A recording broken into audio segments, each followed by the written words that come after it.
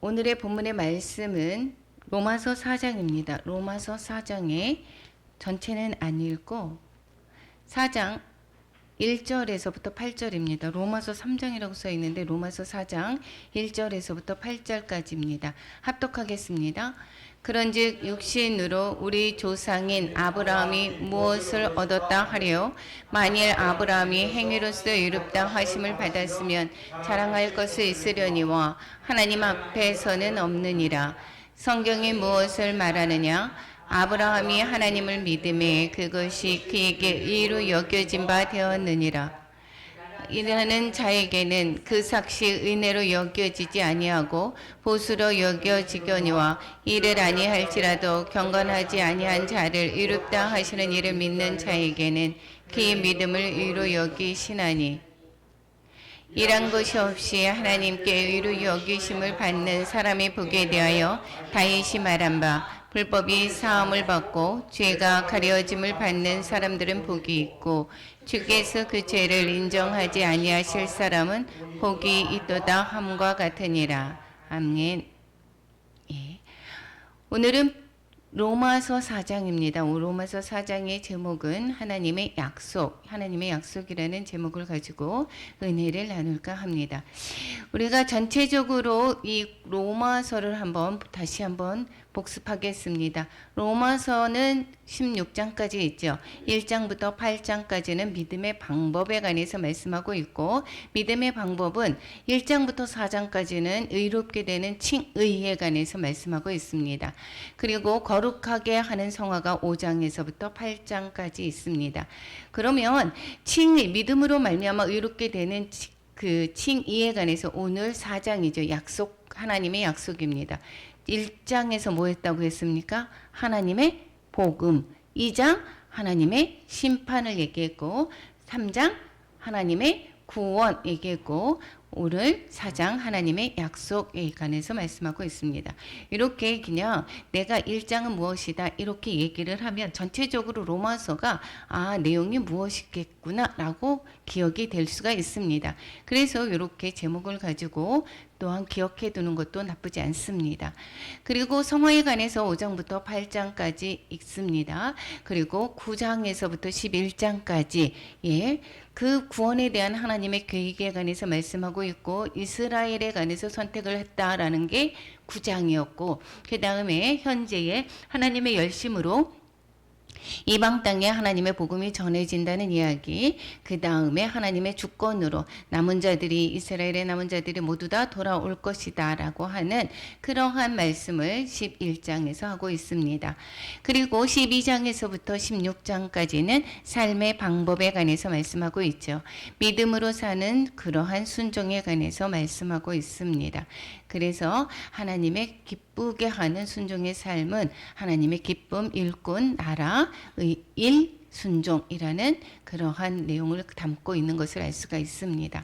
오늘 로마서 4장은 이제 처음에 다시 한번 1장의 복음에 관해서 이야기하고 복음에 관해서 이야기하면서 1장 마무리에는 이방인의 그 모든 사람들이 다 죄가 있다. 그런데 심판대에 나타났는데 나는 하나님을 전해 듣지 못했습니다라고 할 때 핑계할 수 없다. 모든 만물에 하나님을 아는 지식을 다 숨겨 놓았다라고 말씀을 했습니다. 그리고 너는 비판하지 말아라. 그리고 유대인의 죄에 관해서 또 2장에서 말씀하고 있습니다.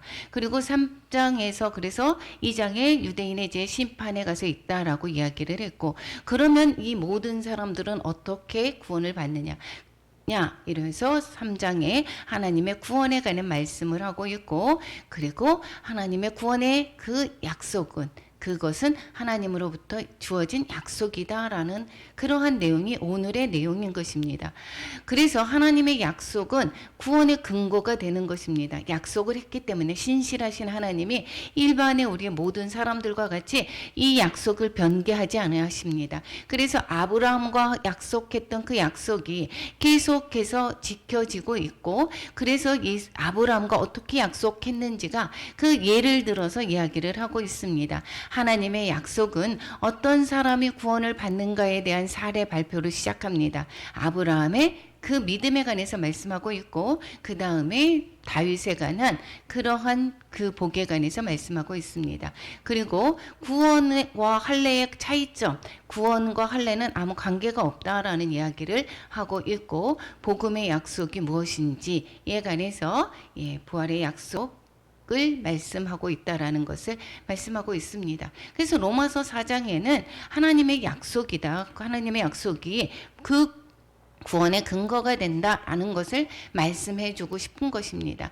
그래서 로마서 4장을 구조를 다시 한번 살펴보면 1절에서부터 8절까지는 구원의 사례를 아까 든다고 했습니다. 아브라함의 믿음과 다윗의 복에 관해서 말씀하고 있고 구원과 할례는 무관하다라는 것입니다. 할례와 무관한 복이 있고 또 믿음도 할례와 무관하다라는 내용이 12절까지 있습니다. 그리고 복음의 약속은 상속자의 구원의 줄기로 오는 것이고 아브라함의 믿음이다라는 이야기를 담고 있습니다. 그래서 이 4장은 로마서 4장은 정말 어렵지 않습니다. 믿음으로 말미암아 구원을 받는다. 이것은 하나님이 아브라함과 세운 약속에서부터 거기서부터 있었다. 신실한 하나님이 그 약속을 계속해서 지키신다 이 얘기입니다. 결론은 아브라함과 다윗을 통해서 믿음으로 구원받는 사례를 1절부터 8절까지 제시하는 내용을 한번 살펴보겠습니다. 첫 번째 구원의 사례는 아브라함의 믿음이 라고 이야기를 하고 있습니다. 이 유대인들은 어떻게 생각을 하죠? 믿음의 조상 아브라함이다 라고 이야기를 하고 있습니다. 아브라함의 계배로부터 다윗으로 이어진 그러한 그 줄기를 그들은 계속해서 믿고 있는 것이죠. 그런데 그들이 믿는 믿음은 어떻겠습니까? 거기는 그 할례가 믿음의 조건으로 생각을 하고 있는 것입니다. 그런데 아브라함의 믿음이 조상이라고 생각을 하는 그 아브라함은 과연 어떻게 믿어서 왔는지 그리고 아브라함에서부터 또 할례를 또한 시작을 했는데 아브라함과 믿음의 관계는 그럼 어떻게 되는지를 설명하고 있습니다. 이 육신으로 또한 우리 조상인 아브라함이 무엇을 얻었다 하리요 이렇게 얘기를 하면서 시작을 하죠. 아브라함이 행위로서 의롭다함을 받았지 않았다라는 것이 2절에 말씀하고 있죠. 그래서 자랑할 것이 하나님 앞에서 없다라고 말씀하고 있습니다. 그러면 아브라함은 하나님을 어떻게 했다고요? 어떻게 해서 의롭다 여겨졌다고 얘기합니까? 3절에 하나님을 믿음에 그것이 그에게 의로 여겨졌다라고 이야기를 하고 있습니다. 여기에서 할례를 받아서 또 이러한 얘기 또 행위로 말미암아 이렇게 아브라함이 행위를 너무도 또 잘해서 하나님을 열심히 순종하는 그러한 것들이 행위가 너무도 바른 그것을 보고 기뻐해서 이랬다라는 얘기가 없습니다. 여기에는 아브라함은 우상을 섬기는 그러한 아버지가 우상을 섬기는 자였었고 그 집안에서 태어났었고 하나님께서 아브라함을 부르시고 또 하나님께서 일방적으로 은혜를 베푸셔서 은혜를 주시겠다라고 했을 때에 복을 주시겠다라고 했을 때 아브라함이 그것을 믿었다라는 것입니다. 믿음으로 말미암아 의롭게 여겨졌다라는 것이지 아브라함의 행위로 말미암은 것이 아니고 아브라함이 그 할례를 받음으로 말미암아 너는 내 자녀다라고 하지 않았다라는 것을 가르쳐주고 있습니다. 그래서 구원은 믿음으로 말미암아 의롭다함을 받는다라는 것을 3장에서 하면서 이 4장에서는 아브라함의 예로 하면서 이제 왜 그렇게 되는지 그 구약의 말씀을 통해서 가르쳐 주고 있는 것을 볼 수가 있게 되겠죠. 아브라함의 믿음은 아브라함의 받은 행위에서 받은 것이 아니다라는 것입니다. 믿음으로 말미암아 받은 것이다라는 것입니다. 우리가 구약의 제사에서 흠없는 그 짐승을 잡죠. 어린 양이거나 흠없는 그러한 소나 이런 것을 잡아서 어떻게 하죠? 내 죄를 안수를 합니다. 안수를 하는 것은 내 죄를 이 흠없는 짐승에게 전가를 시켜서 내 죄가 이 짐승에게 다 옮아가게 하는 것입니다. 즉 아브라함이 믿었다라고 얘기를 하는 것은 그러고 하는 것은 또 뿐만 아니라 이 흠없는 짐승의 그 흠 없는 것이 나에게 전가되는 것입니다. 그래서 내가 죄가 깨끗해지고 내가 의로운 자가 되는 것입니다. 그와 마찬가지로 이것은 아브라함의 믿음이라고 하는 것은 이 죄가 예수께 전가되고 예수님의 의가 전가되는 것입니다. 예수님의 의가 나에게로 와서 그래서 의롭다함을 받는 것입니다. 아담의 모든 죄가 모든 인류에게 전가가 되었죠. 이 아브라함의 죄를 지었음에 모든 자가 다 어떻게 됐다고요? 죄가 있다라고 얘기를 했습니다. 로마서 5장 12절 우리 함께 읽어보겠습니다. 그러므로 한 사람으로 말미암아 죄가 세상에 들어오고 죄로 말미암아 사망이 들어왔나니 이와 같이 모든 사람이 죄를 지었으므로 사망이 모든 사람에게 이르렀느니라. 이 아담의 한 사람의 죄가 모든 인류에게 전가 가 되었습니다. 그래서 우리 모든 사람들은 다 죄인이다라는 것입니다. 행위로부터 태어날 때부터 우리는 죄로 말미암아 태어나게 되었다라는 것입니다. 그러면 사람의 죄가 전가된 우리는 예수님을 믿음으로 말미암아 구원을 받는다라고 하는 그 의미는 과연 무엇인가? 우리는 죄인입니다. 죄인의 이 죄가 예수 그리스도로 예수님을 믿음으로 말미암아 죄가 빠지는 것입니다. 전가가 누가에게 됐어요? 예수님 께 전가가 시킨 것입니다. 그러니까 우리의 죄가 예수님께로 옮겨갔다라는 것이고 우리는 죄가 빠졌고 사람이 되었습니다. 그러면 이 사람만으로 해서 우리가 구원을 받느냐? 그렇지 않습니다. 그러면 죄가 빠졌다라고 해서 우리가 구원받는 것은 아닙니다. 다시 예수님의 의가 우리에게 전가되어서 즉 사람에게 의가 전가됨으로 말미암아 의인이 되는 것입니다. 그래서 우리는 죄는 주님께 전가가 되었고 예수님의 의가 내 의가 되어서 우리는 믿음으로 말미암아 의인이 된다라는 것을 말씀하고 있습니다. 두 번째 아브라함의 그 사례를 첫 번째 들었고 두 번째 사례는 다윗의 복을 말씀하고 있습니다. 본질적인 죄인의 죄를 우리는 죄인입니다. 아까 말씀대로 죄인인데 예수님을 믿음으로 말미암아 죄가 빠지는데 그 죄는 우리가 죄로 인정하지 않는 복이 있다라는 것입니다. 예수님을 믿음으로 말미암아 얻는 복이 죄를 죄로 인정하지 않는 복을 받게 된다라는 것입니다. 4절에서 5절에서 보면 뭐라고 합니까? 삭시 은혜로 여겨지지. 이제 이랬을 때의 은혜를 그 받는 각삭은 그 은혜가 아니죠. 보수죠. 그런데 일을 하지 않았는데도 받았다라고 하는 것은 이건 바로 은혜다라는 것입니다. 우리가 그렇다라는 것이죠. 우리가 그 믿는 자에게 그냥 더불어서 믿음으로 말미암아 우리가 의롭게 되었다라는 것입니다. 그렇기 때문에 그냥 거저 얻은 거기 때문에 이것은 은혜다라는 것이고 이것을 다윗이 말했을 때 어떻게 이야기하느냐? 시편 32편 1절을 인용을 하고 있죠. 인용을 하면서 뭐라고 얘기합니까? 불법이 사함을 받고 죄가 가려짐을 받는 사람들은 복이 있고 이렇게 이야기합니다. 주께서 그 죄를 인정하지 아니하실 사람은 복이 있도다 함과 같으니라. 예, 우리가 죄의 값을 우리는 이 사회에서도 받습니다. 죄를 지으면 어떻게 되죠? 그 대가를 벌금형이라든가 아니면 구속이 되든가 이 죄값을 받습니다. 그런데 우리의 그 불법한 죄를 어떻게 된다고요? 예, 가려져서 우리가 죄가 없어진 것보다는 죄가 가려져서 주님께 전가가 되었고 주님의 의의 옷을 입으로 말미암아 우리가 그 의로 우리는 죄가 가려져서 죄가 어떻게 돼요? 죄가 사함을 받는 것입니다. 죄가 가려져서 죄로 인정하지 않는다라는 것입니다. 그런 사람들이 당연히 복이 있게 되는 거죠. 죄값을 안 받는다라고 하는 것이 얼마나 큰 복입니까? 우리 모든 사람들은 다 죄를 범하였습니다. 그런데 그 죄값을 죄로 인정하지 아니한다라는 것입니다. 즉 다윗의 복은 회개함으로 주어지는 그런 복인 것입니다. 죄를 용서받는 복이다라는 것입니다. 불법을 용서를 받고 본질적인 죄인에서 새 생명을 이제 부여를 받고 그리고 파생되는 죄는 인정받지 않았다라는 것입니다. 우리가 죄를 용서함을 그랬을 때에 의의 옷을 입음으로 말미암아 죄가 가려집니다. 죄가 가려지는 복이다라는 것은 본질적인 죄의 실체를 예수 그리스도의 의의 옷으로 가려진 것입니다. 죄가 있습니다. 그런데 의의 옷으로 가려졌다라는 것입니다. 그런데 그의 의의 옷은 예수님의 죽으심으로 말미암아 그 피로 인해서 깨끗해진 옷입니다.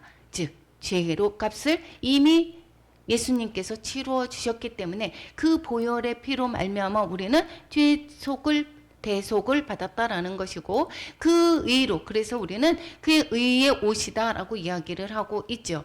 본질적으로 죄인이지만 예수의 옷이 입혀진 것을 보고 우리는 의인으로 봐주는 복이다라는 것입니다. 이제 하나님의 심판대에 하나님의 나라에 하나님 앞에 서게 됩니다. 그러면 거기에서 모든 죄값을 다 어떻게 되죠? 그 행한 대로 보응한다라고 말씀하고 있습니다. 그런데 우리는 다윗이 말씀하는 그러한 복, 죄가 가려진 목, 우리가 하나님 앞에 섰을 때에 예수님을 믿는 자, 용서함을 받은 자는 그러면 예수님의 그 의의 옷으로 말미암아 죄가 다 가려졌기 때문에 우리는 의인으로 봐주는 복을 받게 된다라는 것입니다. 얼마나 은혜입니까? 정말 은혜입니다. 이것을 확신한다라고 하면 죽어가는 백성들을 그냥 볼 수가 없습니다. 이것을 확신하지 않기 때문에 내가 얘기를 했는데 저 사람이 뭐라고 해. 그래서 내가 전해서 뭐 해. 그냥 네 마음대로 해라. 이렇게 얘기를 하고 있지만 그렇지만 정말 내 사랑하는 사람이 거기에서 영원한 형벌 가운데 있다라고 하면 그 사람이 나한테 뭐라고 하든 정말 복음을 전하는 것이 당연한 것입니다. 그래서 우리는 우리의 그 모든 것들이 복이다라고 하는 것은 정말 이 세상에서의 그 복이 여기서 잘 먹고 잘 살고 그러한 평안의 복이 아니라 그것이 아니라 진정 사람에게 최고의 복은 구원과 영생을 얻는 것입니다. 구원과 영생을 얻는 것은 그러면 바로 어떻게 해야지 구원과 영생을 얻을 수가 있는가? 그것은 예수 그리스도를 믿음으로 말미암아 얻어지는 복인 것입니다. 예수 그리스도를 믿지 않으면 그 복을 얻을 수가 없다라는 것입니다. 이 예수 그리스도를 믿을 때에 우리의 죄의 문제가 해결이 되고 하나님의 자녀로 살게 되는 것입니다. 우리가 이 죄를 졌을 때 현시되었을 때에 거기에서 재판을 받게 되고 그 재판 결과에 따라서 그 형벌에 마땅한 그 죄를 받게 됩니다. 그런데 우리의 그 일생에서의 그 죄는 어느 때 심판이 되느냐? 예수님께서 대림하시고 그리고 그때에 이제는 어떻게 합니까? 그 하나님 앞에서 모든 것이 그 앞에 드러난다라고 이야기를 했고 그 앞에서 우리는 거기에 따른 심판을 받게 됩니다. 그랬을 때에 우리 예수 그리스도를 믿는 자는 죄가 가려워지는 놀라운 은혜가 받게 되고 그런 복을 받게 되고 그것은 어떻게 되는 것인가? 온전한 구원을 받게 되고 하나님과 더불어 영원한 삶을 살게 되는 것을 말씀하고 있습니다. 이것을 이 신명기에서도 말씀하고 있죠. 이스라엘이여 이러면서 여기에서 너같이 행복한 사람이 뭐라고 얘기합니까? 행복이 어떠한 사람을 행복이라고 얘기했습니까? 구원을 얻은 백성을 말씀하고 있다라고 얘기를 하고 있죠. 그리고 또 뭐라고 얘기합니까? 시편 113편 3절에서 여호와께 복을 명령하셨나니 그 복이 뭐라고 합니까? 곧 영생이다라고 얘기를 하고 있습니다. 우리 세상의 가운데서는 정말 우리가 이제는 인생의 하반기를 살고 있습니다. 길어야 얼마나 살겠습니까? 며칠 전에 모임을 했었는데 연세가 좀 다 계신 분이 다들 말씀하고 있습니다. 한 사람 한 사람 떠나가는 것을 보는 게 참 안타깝다라고 말씀을 하고 있더라고요. 그러면서 말씀하시기를 계속 건강하라라고 이야기를 하고 있습니다. 이제는 우리가 정말 다 지나왔고 지났을 때는 어렸을 때는 정말 세월이 되게 긴 것 같아 보이지만 인생은 한순간입니다. 한순간에 그때에 잘 먹고 잘 사는 것도 그것도 무엇입니까? 한순간입니다. 아무리 똑똑하고 잘 배웠고 잘했어도 그리고 마지막 때는 무엇을 복으로 생각을 합니까? 세상 사람들 건강한 것을 복이라고 생각합니다. 그렇지만 그 건강함에 지나는 것도 길어봤자 몇 년이겠습니까? 이 세상을 마감할 때에 그때에 영원한 생명을 모르는 사람들은 이 근시안적인 세상의 것에 매달려 있지만 사람에게 최고의 복은 구원과 영생을 얻는 것입니다. 그래서 우리는 할 수 있는 한 모든 사랑하는 사람들에게 복음을 전해야 될 것입니다. 두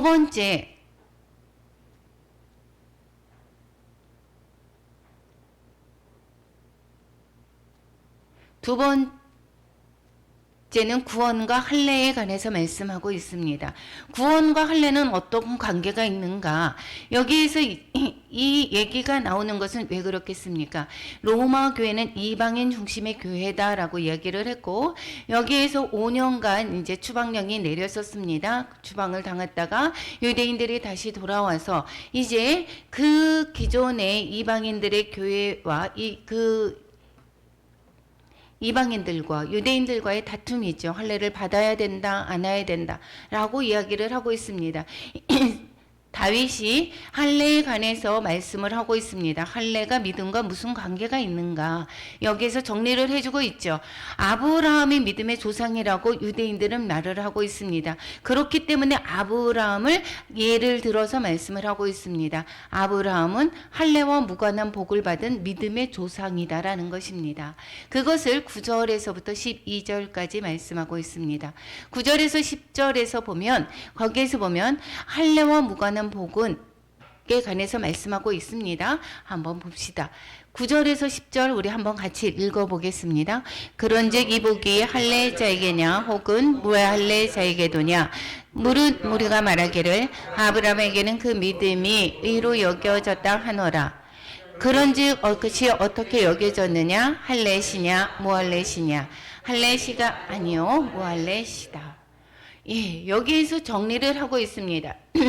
아브라함이 의로 여겨졌는데 그때가 할례를 받고 나서 하나님께서 아브라함에게 말씀하신 것이 아니라 아브라함에게 말씀하기를 믿음으로 말미암아 네가 의롭다함을 받았습니다.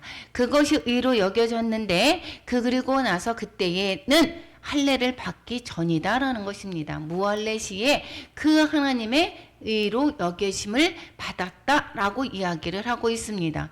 그렇게 된다라고 하면 이 할례를 받아야 구원을 받는다라고 하는 그러한 공식이 이어지겠습니까? 아니겠습니까? 안 그렇다라는 것을 말씀하고 있겠죠. 그러니까 이방인에게 할례를 강요하는 것이 그렇지 타당하지 않다라는 것을 말하고 있는 것입니다. 창세기에 한번 보게 되면 15장 6절에서 보면 여호와를 믿으니 여호와께서 그를 의로 여기시고 이렇게 씁니다. 그의 의로 여긴 것이 15장에서 나오고 있습니다. 여기에서 하나님께서 복을 주신다라고 했을 때 아브라함이 여호와를 믿었습니다. 그래서 그것을 의로 여겼다라고 얘기를 했고 그 다음에 17장에서 보면 9절, 10절, 11절에서 보면 하나님이 이제는 이제 언약 너하고 나하고의 그 약속을 한 언약을 이것을 증표를 해야 되는데 그 증표가 무엇이냐? 할례를 받아라 이렇게 이야기를 하고 있는 것입니다. 그래서 내 후손도 대대로 지키게 하라 이것을 즉 지키게 하는 것이 믿음으로 말미암아 내 언약을 지키라고 있겠습니다.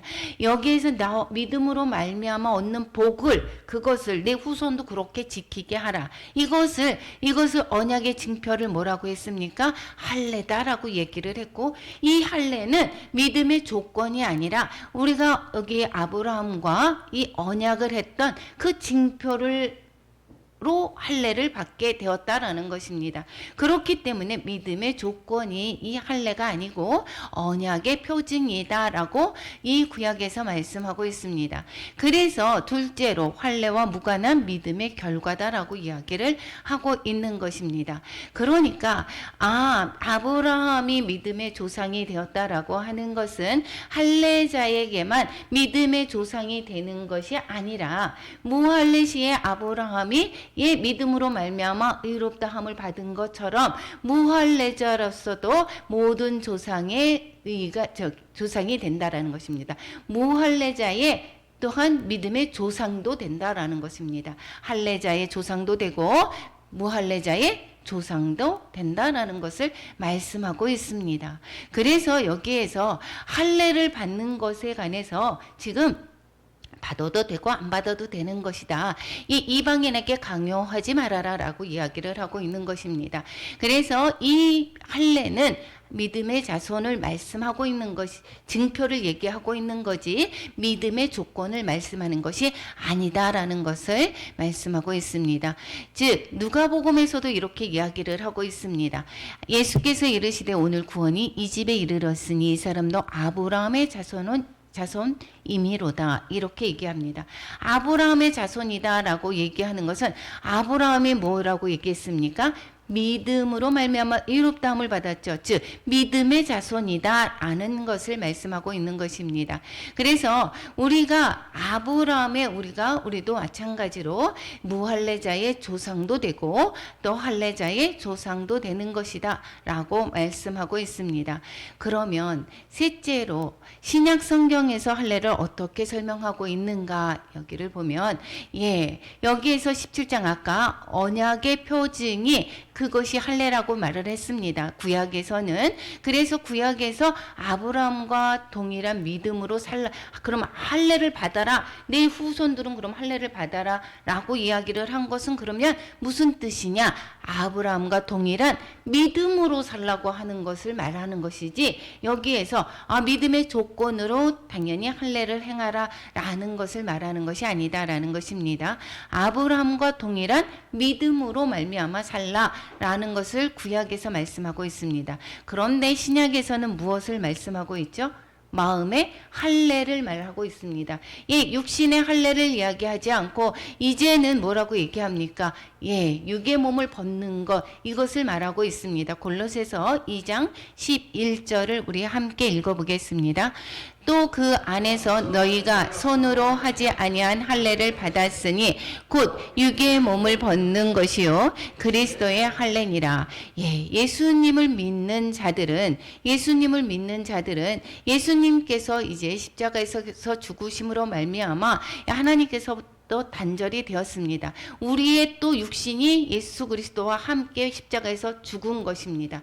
우리 옛사람이 죽은 것입니다. 옛사람을 잘라낸 것입니다. 이것이 마음의 할례라고 하는 것입니다. 그러면 옛사람이 죽어져 있으면 그러면 나는 무엇으로 살게 되는 것입니까? 이제는 예수 그리스도로 말미암아, 이제 예수 그리스도의 의로 말미암아 살아가는 것입니다.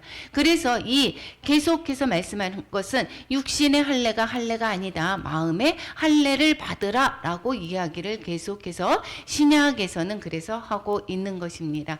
예수님을 믿음으로 말미암아 옛사람이 죽고 이제 그리스도로 말미암아 살아가는 것을 말씀하고 있는 것입니다. 이제는 우리가 하나님께서 이제는 할례가 중요하고 무할례가 중요한 것이 아니라 하나님이 우리를 어떻게 인정해 주는가의 삶이 정말 중요하다라는 것입니다. 하나님이 우리를 어떻게 계산하고 있고 하나님이 우리를 어떻게 인정해 주는 것을, 그것을 사는 것이 삶이 중요한 거지 우리의 겉모습이 중요한 것이 아니다라는 것입니다. 나는 몇십 년인가 나는 모태신앙이야, 그러한 형식적인 믿음이 중요한 것이 아닙니다. 하나님이 과연 나를 어떻게 보고 있는지, 내가 믿음의 삶을 온전히 살고 있는 것을, 내가 의롭다 하심을 받은 사람으로서의 인정함을 하나님이 하고 계시는지, 그것이 중요하다라는 것입니다. 그래서 할례나 무할례나 아무것도 아니다. 갈라디아서 6장 15절에서 말씀하고 있죠. 그것이 그러면 할례가 중요하고 무할례가 중요한 것이 아니라 뭐가 중요하다라고 합니까? 새로 지으심을 받는 것이 중요하다라는 것입니다. 새로 지으심을 받는 것은 무엇입니까? 우리가 예수로 사는 것입니다. 옛사람이 죽고 주님으로 사는 것, 이것이 즉 예수 그리스도를 믿는 것이, 믿음으로 말미암아 새로운 피조물로 지으심을 받는 것이 중요하다라고 말씀하고 있습니다. 그리고 고린도전서 7장 19절에서 보면 그러면 또 뭐라고 얘기합니까? 할례를 받는 것도 아니고 할례도 받는 것, 할례 받지 않는 것 다 중요하지 않다. 뭐라고 했습니까? 하나님의 계명을 지킬 따름이다. 즉 하나님의 말씀에 순종하는 삶이 중요하다라고 말씀하고 있습니다. 갈라디아서 5장 6절에서 보면 할례나 무할례나 다 효력이 없다. 이거 이제는 마음의 할례를 받는 자의 삶이 중요하다. 즉 사랑으로 역사하는 믿음이 중요하다라는 말씀을 하고 있는 것을 볼 수가 있게 되겠습니다. 우리가 여기에서 계속해서 믿음으로 말미암아 의롭다함을 받는다 3장에서 말씀하고 있고, 그러면 그 할례는 그러면서 이 아브라함의 예를 들고 있습니다. 이 유대인이 얘기하는 할례의 조건은 이 아무것도 아니다. 믿음의 전에 아브라함의 예를 들면서 아브라함은 이 할례를 받기 전에 믿어서 의롭다함을 받은 것과 마찬가지로 우리가 의롭다함을 받는 것은 믿음으로 말미암아 의롭다함을 받는 것이다 라는 것을 설명해 주는 것입니다. 이 4장에서 계속해서 즉 말씀하고 있습니다. 그리고 복음의 약속을 13절에서부터 25절까지 말씀하고 있습니다. 아브라함은 어떻게 의롭다함을 받게 되었는가? 아브라함이 믿음으로 말미암아 의롭다함을 받았다라고 이야기를 했죠. 그래서 아브라함이 어떻게 의롭다함을 받았는가? 믿음을 통해서 약속을 받았습니다. 그래서 누리는 상속자가 되었다라는 것입니다. 하나님의 약속을 받아 누리는 상속자가 되었습니다. 믿음을 통해서, 즉 육신의 그 택함으로 이스라엘 민족이 많이 택함을 받아서 상속자가 되는 것이 아니다. 즉 아브라함은 믿음을 통해서 받았기 때문에 믿음으로 말미암는 그 모든 자들이 상속자가 된다. 이것을 말씀해 주고 싶은 것입니다. 그래서 이 아브라함이 어떻게 해서 거기에서 믿음의 상속자가 되었는가, 하나님의 약속을 받아 누리는 상속자가 되었는가, 이것을 가르쳐 주면서 믿음으로 말미암는 모든 사람들이 그러니까 하나님의 약속을 받는 상속자가 되는 것이다 라는 것을 말씀해 주고 싶은 것입니다. 그러면 저와 여러분 모두가 무엇입니까? 하나님의 약속을 받아 누리는 상속자다라는 것을 말씀하고 있습니다. 13절 14절에서 이야기를 하고 있죠. 후손에게 세상의 상속자가 되리라고 하신 언약은 율법으로 된 것이 아니다. 믿음으로 말미암아 된 것이다 라고 말씀하고 있습니다. 율법에 속한 자들이 상속자면 그럼 믿음은 헛것이 되는 것이다 라는 것을 이야기를 하고 있죠. 그리고 약속은 그러면 파기가 되어야 되는 것이다 라고 이야기를 하고 있습니다. 그러면 율법은 진노를 이루게 한다 라고 이야기를 하고 있습니다. 그런데 계속해서 말씀을 드립니다. 아브라함이 믿음으로 말미암아 이 처음부터 하나님은 믿음으로 말미암아 의롭다함을 받는, 믿음으로 말미암아 구원을 주시려고 했습니다. 그랬는데 그 후에 이스라엘 민족을 택하시고 그리고 나서 이제 아브라함의 조상이 됐습니다. 아브라함이 믿음으로 말미암아 구원 얻는 것을 하나님이 약속을 했습니다. 너희들이 복을 주는 것은 믿음으로 말미암아 복을 받는 거야 라는 것을 가르쳐 주셨는데 왜 그 뒤에 500년 후에 모세에게 율법을 주셨을까요?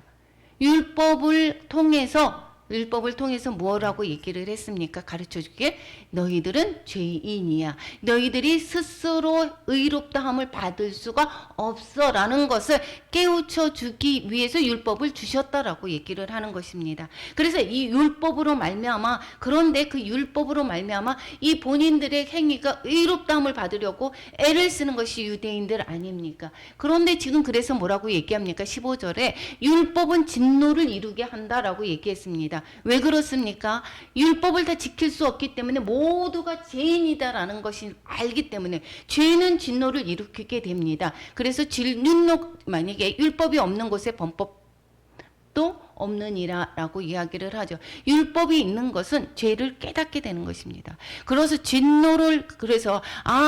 율법으로 말미암아 내가 죄인이다. 그러면 이 죄를 어떻게 처리하는가? 이것이 문제가 되죠. 그것은 바로 믿음으로 말미암아 내가 어떻게 해요? 이 모든 죄를 처리할 수 있는 것을 깨닫게 하기 위해서 율법을 주시는 것이다라는 것을 계속해서 말씀하고 있습니다. 16절에서 그 상속자가 되는 그것이 은혜에 속하기 위하여 믿음으로 되나니 그 약속을 모든 후세에 자손에게 굳게 하려 하심이라. 이렇게 이야기합니다. 이 지금 아브라함이 예를 들어서 아브라함의 처음에 불러서 약속을 하죠. 하나님의 약속을 합니다. 복을 주는 약속을 합니다. 그것이 믿음으로 말미암아 거기에서 복을 얻는 그러한 약속을 하신 것입니다. 그런데 이 유대인의 그뿐만 아니라 그 약속을 믿는 모든 자들에게 그 복이 임한다라는 것을 지금 말씀하고 있는 것입니다. 그러하니 아브라함은 우리 모든 사람의 조상이다. 믿음에 속한 자에게도, 즉 뭐 얘기하죠. 율법에 속한 자에게뿐 아니라 아브라함의 믿음에 속한 자에게도 그러하니 아브라함은 우리 모든 사람의 조상이라. 그래서 아브라함이 우리의 그 유대인들은 자신의 조상이다, 믿음의 조상이다 라고 이야기를 하지만 이 모든 사람, 예수를 믿는 모든 자, 믿는 자들의 모든 조상이 된다라는 것을 말씀하고 있습니다. 상속자다라는 것이, 우리는 믿음으로 말미암아 하나님의 약속의 그 상속자가 되었다라는 것입니다. 상속자는 예수 그리스도의 줄기를 말하는 것입니다. 구원의 줄기를 설명하는 것입니다. 즉 그것은 아브라함을 통해서 흘러가고 있죠. 아브라함의 약속이 이삭을 낳는 과정에서 그것을 가르쳐 주고 있습니다. 이삭을 낳는 과정에서 어땠습니까? 바랄 수 없는 것에서 이제 이삭을 또한 태어나게 되죠. 불가능한 속에서 이삭이 태어나고 이삭을 통해서 예시를 하고 있습니다. 즉 우리가 여기에서 얘기를 할 때 이삭은 예수 그리스도의 모형이 되죠. 그리고 이삭을 죽이라고 했을 때, 번제로 드리라고 할 때 죽은 자를 살리실 하나님을 또 믿습니다. 믿음으로 말미암아 그래서 이삭을 바치죠. 그럴 때 어땠습니까? 여호와 이레로 예비한 그러한 제물이 있었고 이삭을 살리는 것처럼, 그것처럼 무엇입니까? 죽은 자도 살리시는 하나님을 또한 믿었다라는 것입니다. 이 아브라함의 믿음이 우리 믿는 자들의 모든 조상이 됐고, 믿음으로 말미암아 우리는 또한 상속자가 되는 것이다라는 것입니다. 상속자가 되는 하나님의 언약은 이 엘리에셀도 아닙니다. 여기 육신으로 나타난 이 종으로 상속자를 대신하죠. 이 자녀가 없으면. 그래서 엘리에셀을 처음에는 이 후손 여기에서 이 대를 이어가려고 얘기를 했었죠. 그런데 그것도 아닙니다. 그리고 이스마엘 육신의 자녀도 아니다라고 얘기했고, 오직 하나님의 약속으로 나는 이삭. 그래서 하나님께서 자꾸 말씀하시는 것이 왜 이스마엘도 아니고 하나님께서 그 약속으로 너에게 주겠다라고 하는 그 이삭입니까? 이 복음 자체가 약속이기 때문인 것입니다. 우리가 믿음으로 하나님께서 복을 주시겠다고 하나님께서 약속을 하셨고, 이삭을 통해서 그 약속으로 낳은 자녀가 이삭인 것이고, 그것을 예표를 해주고 있습니다. 구원의 씨 예수 그리스도다라는 것입니다. 이것이 갈라디아서 3장 16절에서 보면 여기에서 보면 이 아브라함이 이제 우리 3장 16절 갈라디아서 읽어보겠습니다. 이 약속들은 아브라함과 그 자손에게 말씀하신 것인데 여럿을 가르쳐 그 자손들이라 하지 아니하였치고 오직 한 사람을 가리켜 내 자손이라 하였으니 곧 그리스도다. 네 자손으로 말미암아 하늘의 별과 같이 땅의 모래와 같이 또 너희들에게 그 후손들이 그렇게 많게 할 것이다 라고 하는 그 자손들의 그 복을, 후손에 대한 복에 말씀하신 것이 바로 이삭에서 육신에 대해서 이스라엘 민족을 얘기하는 것이 아니라 오직 한 사람 이삭을 내려와서 야곱 이렇게 이어지는 그것을 얘기하는 것이 아니라 오직 한 사람 예수 그리스도를 말씀하고 있다라는 것입니다. 그래서 예수 그리스도로 말미암아 그 후손들, 즉 믿음의 후손들의 자손들에게 여기에서 뭐라고요? 하나님의 약속의 복을 주신다라는 것을 말씀하고 있다라는 것입니다. 여기에서 그 자손이라고 아브라함에게 이야기했던 그것이 이삭을 이야기한 것이 아니라, 이삭뿐만 아니라 그것은 예표를 하는 거지, 진정 얘기하는 것은 즉 메시아다라는 이야기를 하고 있습니다. 이것은 성령으로 난 약속의 자녀가 하나님의 자녀로 하나님의 상속자가 된다는 것이고, 그리고 우리 또한 그래서 무엇입니까? 예수 그리스도를 믿는 우리 모두가 동일한 상속자가 된다라는 것을 말씀하고 있습니다. 둘째로 아브라함은 믿음을 통해서 의롭게 되었다라는 것입니다. 이것을 이야기를 하는 것을 17절에서 보면 어떻게 되느냐? 부활의 하나님을 믿었다라는 것입니다. 믿었는데, 무엇을 믿었다? 죽은 자를 살리시며 없는 것을 있는 것으로 부르시는 하나님을 믿었다라는 것입니다. 즉 부활의 하나님을 믿었다라는 것입니다. 여기에서 그래서 이삭을 번제로 드렸을 때에 어떻게 했다고요? 살리실 것을 믿었다라는 것입니다. 그렇기 때문에 가감히 드릴 수가 있었다라는 것입니다. 그리고 또한 아브라함이 바랄 수 없는 중에 바라고 믿었으니 이것이 뭐라고 했습니까? 내 후손이 이 같으리라 라고 했습니다. 그래서 이것이 100세가 되었고 이 아브라함 100세가 되었고 또 사라의 몸에서는 이제는 아기를 낳을 수 없는 경수가 다 끊어진 태, 사라의 그 태가 죽은 것 같음을 알고도 믿음이 약해지지 않았다라는 것입니다. 낳을 수 없는 몸에서 즉 이삭이 낳았다라는 것입니다. 그래서 없는 것을 있는 것으로 부르시는 그런 이 아브라함의 믿음이 우리도 본받아야 될 것입니다. 우리는 나 믿어 라고 이야기를 하지만 우리의 상황 가운데서 불가능한 것을 믿는 경우 있습니까? 내가 믿음으로 지금 세태가 이래, 내가 믿음으로 이야기하기보다는 지금 상황이 이러니까 이렇게 되는 거야 라고 해서 우리의 세상에 그 가치관과 그 모든 것에서 불가능하다라는 것을 우리가 믿음으로 선포하고 믿음으로 우리가 취한 적이 있습니까? 이것을 준비를 하면서 정말 나는 그렇게 불가능한 것을 믿음으로 바라보고 그것을 얻을 수 있었는가? 그것을 우리의 삶 가운데서 내가 쟁취를 했었나? 지나고 나서 보면 정말 하나님의 약속은 틀림이 없습니다. 하나님께서 약속의 말씀을 개인적으로도 주신 거, 하나님의 말씀대로 이루신다라고 했던 그런 모든 것들이 이루어진 것을 알고 있습니다. 그럼에도 불구하고 때때마다 어떠한 문제가 생기고 어떠한 사건이 생길 때마다 우리는 어떻게 합니까? 우리는 상식으로 믿습니다. 상식으로 계산합니다. 그래서 우리는 이 아브라함이 바랄 수 없는 중에 바라고 또 죽은 자도 살리시는 것을 믿는다. 그러한 믿음이라고 한다라고 하면 정말 하늘의 자원을 가지고 이 땅 가운데 끌어내어서 정말 그러한 삶을 살 수가 있게 된다라는 것입니다.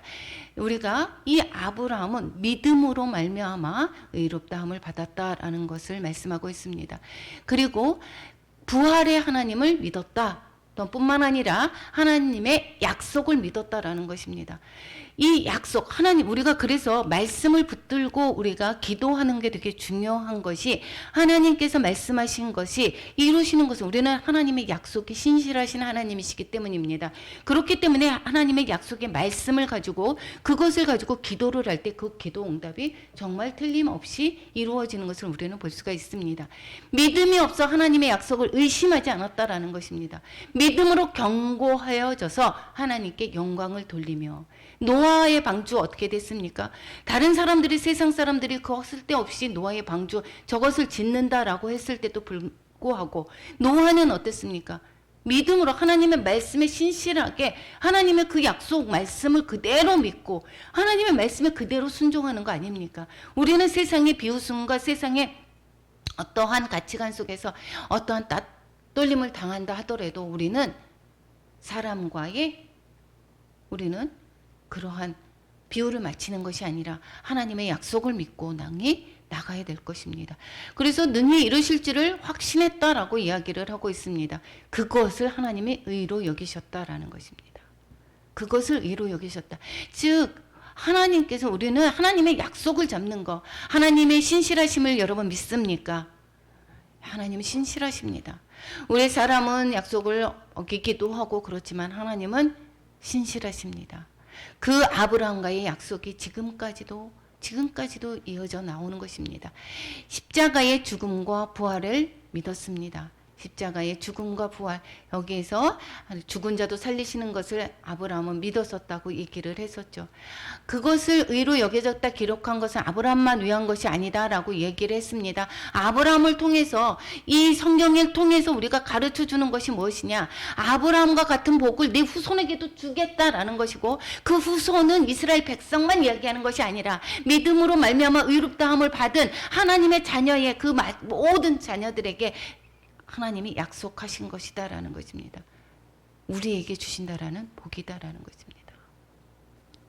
그것은 우리는 무엇입니까? 부활이 없으면 우리는 그 믿음이 말짱 꽝입니다.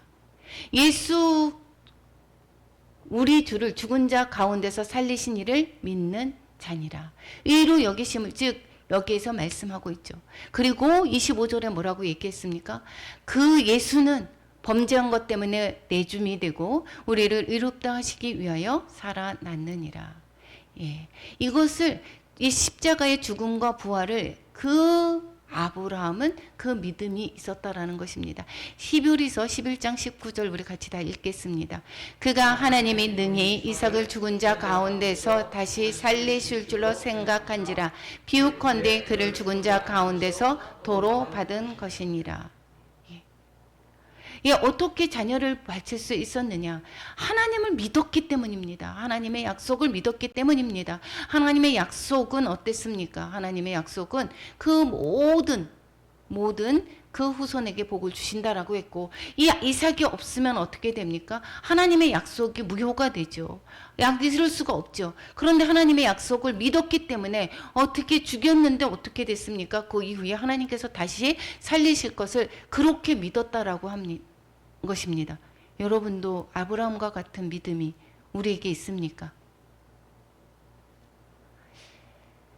복음의 내용은 죽으심과 부활입니다. 여기에서 고린도전서 15장에서도 이야기 1절에서 보면 4절에서 그리스도께서 우리 죄를 죽으시고 장사 지낸 바 되셨다가 성경대로 사흘 만에 다시 살아나서, 그것이 복음의 내용인 것입니다. 이것을 믿는 것입니다. 우리 죄를 위해서 죽으셨고 그리고 다시 살아났다라는 것입니다. 죽으시는 것은 우리의 죄를 대속을 하셨고 그리고 또 우리를 그래서 용서를 받은 것이고 그렇게 되는 것입니다. 그런데 부활이 없다라고 하면, 우리가 부활이 없다라고 하면 이것이 모든 무슨 소용이 있겠습니까? 그래서 부활이 없다라고 하면, 그렇게 했으면 모두 뭐라고 그랬습니까? 여전히 여기에서 그리스도가 다시 살아난 일이 없다라면 너희 믿음도 헛되고 너희가 여전히 죄감 있을 것이요, 이렇게 이야기를 하고 있습니다. 십자가의 죽음만이 아니라 부활이 포함되어 있는 것입니다. 그래서 이 4장에서 계속해서 말씀하고 있는 것은 믿음으로 말미암아 의롭다함을 받는 것이다. 대신 예를 들어서 여기에서 뭐라고 했습니까? 예를 들어서 아브라함과 다윗을 통해서 여기에서 구원의 복음을 증거를 하고 있죠. 그리고 할례자나 무할례자나 다 차별 없이 믿음으로 말미암아 구원을 받게 되는 진리다라는 것을 이야기를 하고 있고, 4장에서 또 결국은 의롭다함을 받는 것은 복음의 약속을 믿음으로써 받는 것이다, 이렇게 말씀하고 있습니다. 이 4장의 내용은 여기에서 유대인들이 이 이방인에게 계속해서 할례의 주장과 또 여러 가지 약속, 율법을 지켜야 된다라고 하는 그러한 다툼에서 여기에서 복음을 구체적으로 이 사도 바울이 전하는 것을 볼 수가 있게 되겠습니다. 여기에서 우리도 또한 믿음으로 말미암아, 아브라함과 같은 믿음으로 말미암아 구원을 받는 그런 우리 모두가 되기를 축원합니다. 오늘 말씀을 통해서 우리가 또한 적용해 보아야 될 것은, 구원에 대한 공로는 우리에게 없습니다. 하나님의 전적인 은혜다라는 것이고, 믿음으로 말미암아 의롭다함을 받고, 그리고 우리는 믿음으로 말미암아 그 의롭다함을 받았으면 이제는 그러면 그 표징으로 할례를 받았다라고 얘기를 했는데, 우리는 마음의 할례를 받아야 되는 것입니다. 마음의 할례를 받았습니다. 그러면 이제는 무엇으로 살아야 됩니까? 예수 그리스도로 말미암아 살아야 되는 것입니다. 성경은 과거뿐 아니라 우리를 위해서도 기록되었다. 예, 아브라함의 믿음 이런 것들을 왜 이렇게 쓰여 있겠습니까? 그것을 통해서 현재 우리에게도 적용되는 것을 가르쳐 주기 위해서 기록했던 것을 기억하시고 우리의 또한 성경을 읽는데 또한 더욱더 게으르지 않아야 되겠습니다. 이 성경을 읽음으로 말미암아 믿음이 더하게 되고 또 우리의 또한 그 믿음이 성장하는 것뿐만 아니라 정말 하나님의 은혜를 더 깊이 또한 묵상하는 계기가 될 수가 있습니다. 우리 모두 아브라함의 믿음과 같은 그러한 삶을 사는 우리 모두가 되기를 축원합니다. 우리